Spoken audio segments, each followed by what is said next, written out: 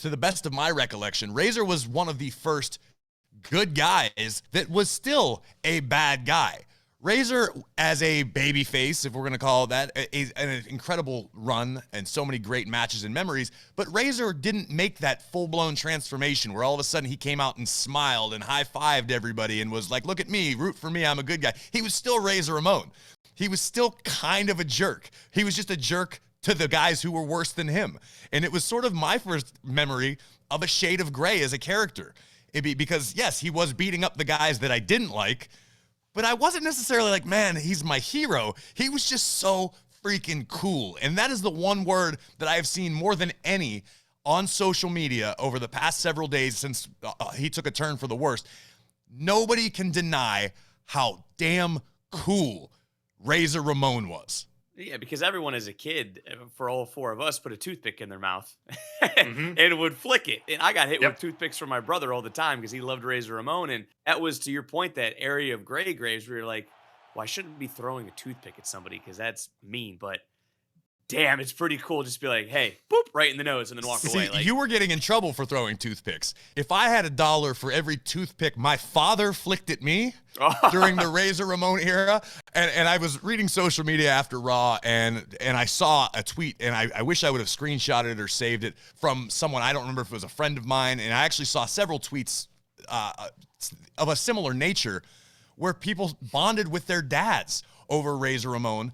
And that holds true for me because my dad always liked the bad guys. I'm a Ric Flair fan because my dad loved the bad guys. But I remember my dad thinking Razor Ramon was so cool. And my dad would walk into a room and hit me with a hey, yo, and flick the toothpick. Even if he didn't have a toothpick, imaginary toothpicks all day long.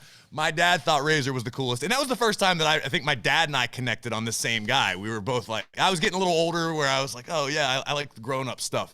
And when I saw my dad thought Razor Ramon was so cool, that to me solidified it. And to this day, my dad, I couldn't tell you how many times I've picked up the phone and say, hello, and it's my dad. Hey, yo. To this day.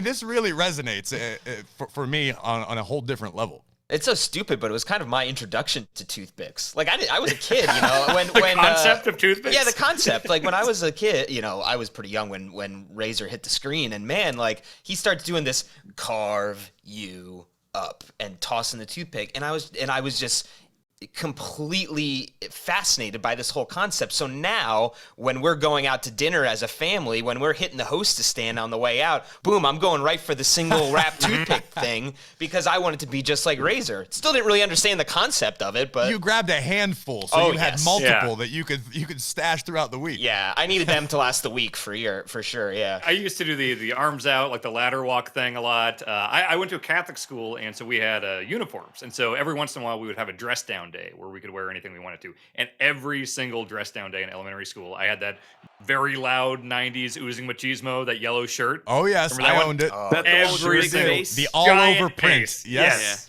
I own that one. Absolutely. It's funny, Dan, that you bring up the arms out, the iconic Scott Hall entrance who put his arms to the side and walked through the curtain. It's just like the coolest dude you'd ever seen. Truth be told, that's where I stole how I got in the ring. When I was in NXT, if you would notice, I would always get up on the backside of the ring, wipe my feet on the canvas, which I always wondered why Razor did that, why he wiped his feet on the canvas. And I would later go on to learn it was a sign of respect, and it also got all the crap off your boots before you got in the ring and were rolling around with your opponent.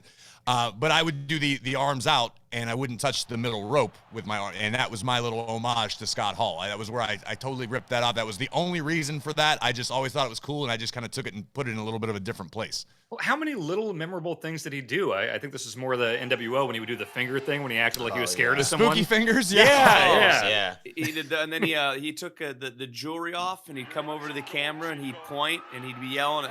If something happened to this, something going to happen to you. There are all those, and you still see this stuff even today.